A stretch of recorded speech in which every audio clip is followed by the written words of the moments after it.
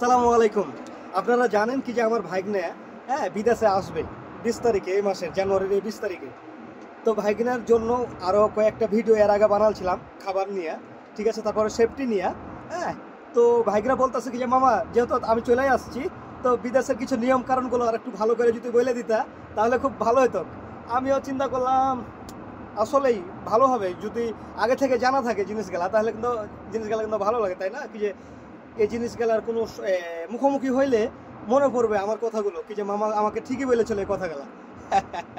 তো ভাই না, একটা কথা বলতে যাই কি যে সর্বপ্রথম যদি বিদেশে তুমি আসো তাহলে তোমাকে কিন্তু বুঝতে হবে, এটা মানতেই হবে, মানা ছাড়া উপায় নাই, কি যে তোমার জীবনটা পরের অধীনে, মানে পরের অধীনে আত্মসমর্পণ করলাম, আত্মসমর্পণ। তোমাকে যেটা বলবে সেটা শুনতে হবে। ধরো তুমি কোম্পানিতে আসছো ভাই না, তো কোম্পানির কিছু কিছু রুলস আছে, সেই রুলসগুলা কিন্তু ফলো করতে হবে। হ্যাঁ, ফলো না করে উপায় নাই। তুমি এখন বাড়িতে আসো ভাই না, পায়ের ওপর পা তুলে খাইতেছো। পায়ের ওপর পা তুলে খাইতেছো, যদি তোমার তরকারি পছন্দ না হয় তুমি এখনই বলতেছো আমার বোনকে, আমার মা, তোমার মাকে বলতেছো কি যে এই তরকারি একটা ডিম গলা ভাইজে দাও। তরকারি ভালো লাগছে না। বিদেশে আসার পরে কিন্তু মোটেই চলবে না। কোম্পানি যে খাবারটা দিবে সে খাবারটা খাইতে হবে, যে রুমে থাকতে দিবে সে রুমেই থাকতে হবে। হ্যাঁ, রুমে কোনো মারামারি চলবে না, কাজের জায়গা তো কোনো মারামারি চলবে না।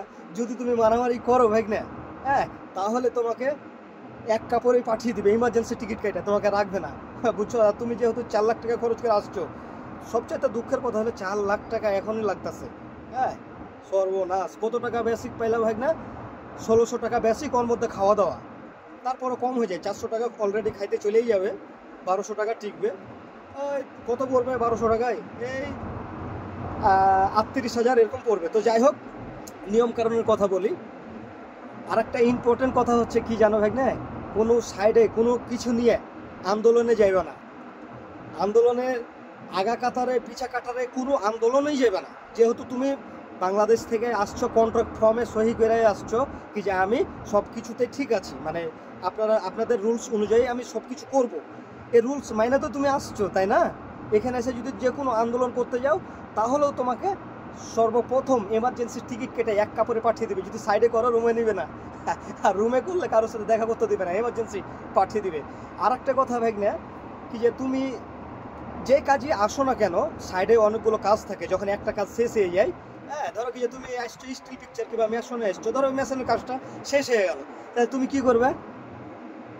তুমি কি করবে? তোমার কোনো টেনশন নাই, কোম্পানির টেনশন। তোমাকে অন্য কাজ দিবে, ঝাড়ু মারাতে পারে, পায়খানা সাফ করে তো পারে, ঠিক আছে, আরও অন্য অন্য কাজ আছে সাইডের, যে কোনো কাজ দিতে পারে, ঠিক আছে। এলা কাজ, কোনো কাজ ছোট নয় দুনিয়াতে ভাই না, সব কাজই করতে হবে তোমাকে আসলে, ঠিক আছে। এই জিনিসটা কিন্তু মাথায় রাখছো, কি যে না আমি অমুক কাজে এসে অমুক কাজই করবো।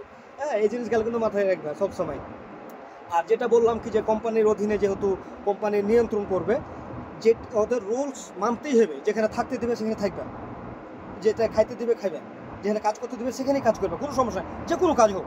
হ্যাঁ, আর আরেকটা কথা হলো কি, কি যে বাইরে ঘোরাফেরার জন্য এটাও কিন্তু ইম্পর্টেন্ট। কোনো মাইয়ার দিকে থাকার দরকার নাই, দেখার দরকার নাই। সৌদি আরবের এদিকে, সৌদি আরবের কিছু পোলাপান আছে, এরা কিন্তু অনেক বেয়াদব, অনেক নাম্বার ওয়ান বেয়াদব। তোমাকে একলাই বাইরে পাইলে মোবাইল, টাকা পয়সা সব নিয়ে যাবো, চাকু থাকে ওদের কাছে সবসময়। হ্যাঁ, লুঙ্গি পরে বাইরে অত ঘোরাঘুরি করবা না। সৌদির পোলাপানের লুঙ্গি ধরে টানাটানি করে। একলাই ঘোরাঘুরি করবে না। যদি শুক্রবারে নিয়ে যায়, জুম্মার দিন বিকালবেলা যদি বাজার সাজারে ঘুরতে নিয়ে যায়, কোম্পানি গাড়ি দেয়, তো আমাদের দেয়, প্রত্যেক জুম্মাতে দেয়। তোমাদেরও যদি দেয় তো যাইবা, না হলে যাইবা না। হ্যাঁ, আর আসার সময় আরেকটা কি, কিছু টাকা নিয়ে আসছো, মোটামুটি 7,000 টাকা নিয়ে আসবা। এয়ারপোর্টে ভাঙিয়ে যেন সৌদি 200 রিয়াল পাওয়া যায়, সেই 200 রিয়াল হ্যাঁ এখানে এসে খরচ করবা। একটু কম কম খরচ করবা প্রথম, যেহেতু আসছো, পরে একটু বেশি করবা, সমস্যা নাই। 200 রিয়াল নিয়ে আসলে, আর বাকিটা যদি টাকা শর্ট পড়ে তো রুম পার্টনারের কাছে হাওলাত নিবা, স্যালারি আসলে তখন দিয়ে দিবা, বুঝছো? আরও অনেকগুলো বিষয় আছে যেগুলা, এগুলো আস্তে আস্তে জেনে যাবা সব কিছু, ঠিক আছে। সৌদির আইনের ব্যাপারে একটু বলবো। সৌদির আইনটা কি, তোমাদের বাংলাদেশে যেরকম আইন নিয়ম কারণ, এখানেও সেরকম নিয়ম কারণ আছে। হ্যাঁ, চুরি ডাকাতি, মদ গাঁজা এগুলো কিছু পাওয়া যায় না। মদ গাঁজা এই নেশা জাতীয় কোনো জিনিস সৌদি আরবে অ্যালাউ নাই, আনিও না। সিগারেট আনারও কোনো দরকার নাই। হ্যাঁ, যদি মন চায় 2-1 প্যাকেট আনতে পারো, কিন্তু ওরকম কার্টুন আনার দরকার নাই। 2-4 কার্টুন থাকলে সৌদি এয়ারপোর্টে নামাই লাই, আমি দেখছি তো নামাই নাই, এরা রাখে না। নিয়ে নেয়। তো কি দরকার, এক কার্টুন আনা যায়, কিন্তু অত দরকার কি, যত কম খাইতে পারো, বিদেশে টাকার জন্য আসবা, যত কম খরচ করা যায়। হ্যাঁ, তো এই ছিল মোটামুটি অল্প কিছু ইনফরমেশন। তুমি আসো, আসার পরে আস্তে আস্তে সব কিছু জেনে যাবে আরো। হ্যাঁ, ভালো থাকবে ভাই না, আসো। আর মনে হয় কি যে তোমার জন্য আর ভিডিও করা লাগবে না, আমি মনে করি মোটামুটি। ভালো থাকি, হ্যাঁ, আল্লাহ হাফেজ।